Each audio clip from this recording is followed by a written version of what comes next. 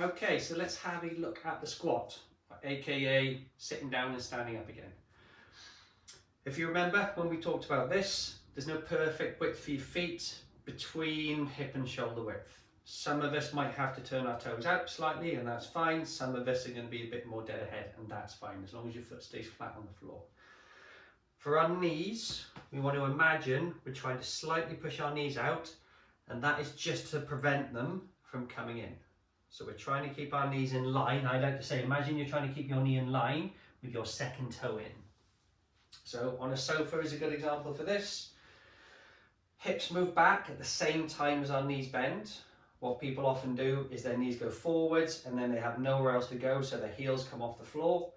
We want to push our hips back as our knees bend. So you try to push your butt back to there as your knees move forwards, keeping that little bit of pressure turning outwards.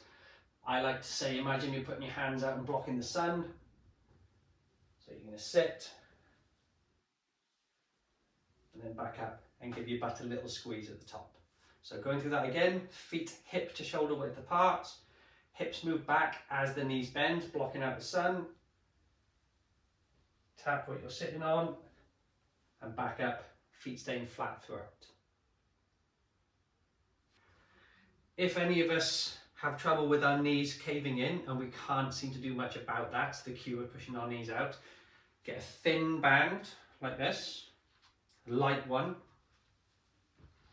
place it just below your knee joint, and what will happen now when you do a squat is this band will want to pull your knees in, so it gives you something to push your knees out against, and that for some people is enough to start engaging the right muscles. But the principle is exactly the same. Blocking out the sun, butt goes back as the knees bend, so I'm having to now push out against the band to stop my knees from coming in. And back up, and again that butt squeeze at the top. Really good, useful little band, and they're only a few pound. They tend to come in packs. So if you buy a pack, you can start with the lightest band first, and once that starts to feel comfortable, you can start building up with the slightly heavier bands.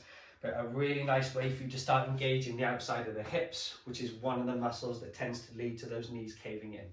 So a very useful little tool to have, and super, super cheap.